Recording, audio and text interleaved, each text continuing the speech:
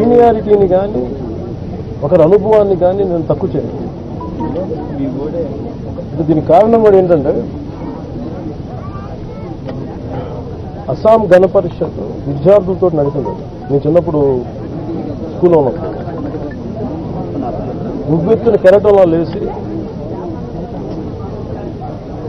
దానికి అది అలాగే చల్లబడిపోయింది. అందుకని అంటే యువత తాలూకు ఉడుకునెత్తులు ఉండాలి, అలాగే పెద్దవారి తాలూకు సంయమనం, అనుభవం ఇవన్నీ ముందుకు తీసుకెళ్ళడానికి చాలా అవసరమైన కాంబినేషన్. అంతేగాని దాన్ని ఆ పార్టీ నుంచి నేను అందరినీ పిలిచేసి మీరు వచ్చేయండి అలానే అంటే గతంలో ఒక్కరిగా వస్తూ ఉన్నారు, వలసవాదులుగా మారుతూ ఉన్నారు. సరే అంటే ఇతర పార్టీ నుంచి వచ్చిన వాళ్ళు తీసుకుంటారా? వస్తున్నారు కొంతమంది ఆల్రెడీ. మాదాస్ గంగాధర్ గారు 2 రోజులు వచ్చారు. కృష్ణారావు ఇంకేమన్నారు. మీరేంటంటే మీరు ఇద్దరిని చూస్తున్నారు, మిగతా వాళ్ళు ఎంతకాలం నుంచి నాతో పాటు ఉన్న కొత్త వాళ్ళని పార్టీ నిర్మాణం ఇప్పుడు మాదాస్ గంగాధర్ గారు కృష్ణారావు గారు లాస్ట్ 4 సంవత్సరాల నుంచి మన లేని వాళ్ళు అలా కాదండి. మీరు మొత్తం ఇంత కొత్త వాళ్ళు ఉంటే మీరిద్దరిని చూపించి మొత్తం ఇద్దరిని అనేస్తారు. సరే ఇతర పార్టీ వాళ్ళు మీరు చూస్తున్నారు సార్, ఒక చెరువులో శవం కనిపిస్తే దాన్ని చూస్తాం కానీ చెరువుని చూడం.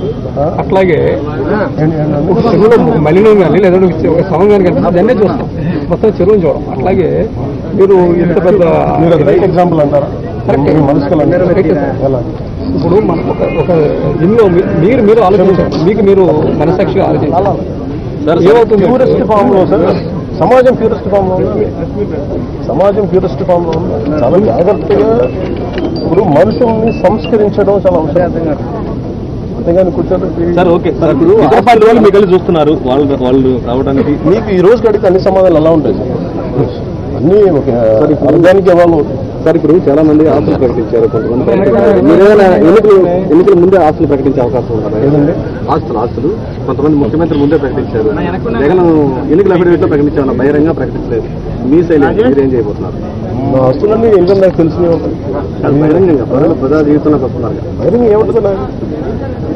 మీరు అన్నీ నాకు చాలా క్లియర్గా ఉంటాయి. ఎవరు దోచేసిన ఆస్తులు కావు, ప్రజలు ప్రేమతో ఇచ్చిన ఆస్తులు. అవి కూడా ఏంటి, నేను కష్టపడి ఒక 2 దశాబ్దాలుగా నేను సంపాదించింది. నాకు ఉన్నాయి ఒకసారి పోయి మళ్ళీ తిరిగి సంపాదించాను, ఇట్లా ఉంటున్నా. అంతేగాని కూర్చోబెట్టి అది నాకు భయపడడానికో లేదంటే ఇప్పుడు నేను చెప్పకపోతే నాకు అట్లాంటి ఇబ్బందులు ఏం లేదు.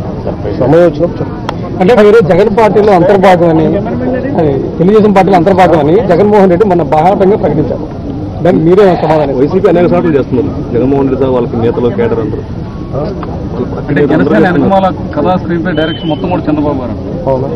ఆయన బాగా నరేంద్ర మోడీ గారు చేస్తారా? ఇప్పుడు బయటకు వచ్చారు ఎవరు? చంద్రబాబు నాయుడు గారు బయటకు వచ్చారు. నరేంద్ర మోడీ గారు దర్శకత్వం వహిస్తున్నారు. అలాంటి వారికి ఎలా ఉంటుంది కలిసి అలాంటప్పుడు నన్ను బీజేపీ కూడా అనుకోవచ్చు. ఎందుకంటే చంద్రబాబు గారికి అనుకుంటారు. అనుకోవడం ఈజీ ఏముంది, ఒక మాట అనుకోవడం ఏముంది. అంటే మీరు స్పష్టంగా పుట్టిపారట్లేదు కదా, ఎట్లా పూర్తిగా ఖండించట్లేదు అని పుట్టిపారట్లేదు కదా టీడీపీతో. నేను ఎలా ఆలోచిస్తాను ఎందుకు సార్ బయట చెప్తాను? అంటే గురి చెప్తాను చెప్పండి. ప్రజా జీవితంలో వచ్చినప్పుడు సమయ సందర్భాన్ని బట్టి మేము చేసుకుని వెళ్తాం. కానీ నేను ఆలోచిస్తున్నానండి నా ఓపెనింగ్ అని ఎందుకు చెప్తాను? చెప్తున్నారని మీరు పొలిటికల్ స్టాండ్ చెప్పాలి కదా. ఎట్లా అంటే నేను పొలిటికల్ స్టాండ్ ఎన్నిసార్లు చెప్పలేదు, మీరు చూడదలుచుకోలేదు. నన్ను ఏం చెప్పాలి? నేను చాలా స్పష్టంగా చెప్తాను. మీరు మీ ఆలోచన విధానంతో నన్ను చూడాల్సిన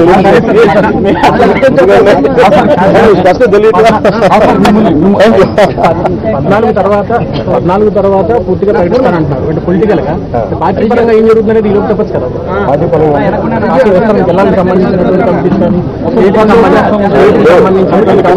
కమిటీ ఒక ప్రాబ్లం ఏంటంటే పార్టీ తరఫున మాట్లాడడానికి స్పోర్ట్స్ పర్సన్స్ కూడా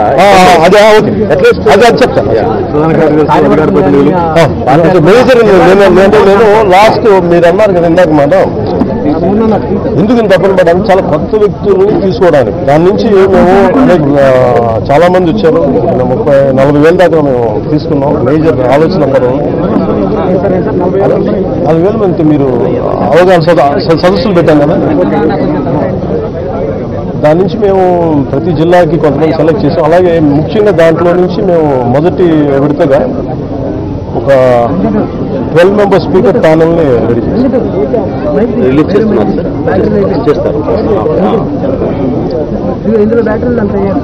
మీరు కూడా అర్థం చేసుకోవాల్సింది ఏంటంటే, నేను మా నాన్నగారు ముఖ్యమంత్రి కాదు.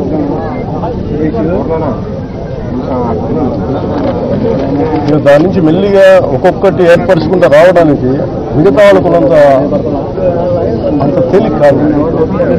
ప్రతిసారి నన్ను శల్య పరీక్షలు గురి చేసే ప్రశ్నలు ఉంటాయి కదా, వాటిని తట్టుకొని నిలబడి ప్రజల నమ్మకాన్ని సాధించి ముందుకు తీసుకెళ్తాం కష్టం సార్.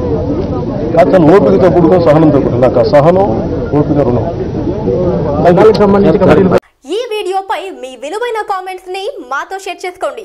అండ్ ఇంకో విషయం, సబ్స్క్రైబ్ చేయడం మర్చిపోకండి.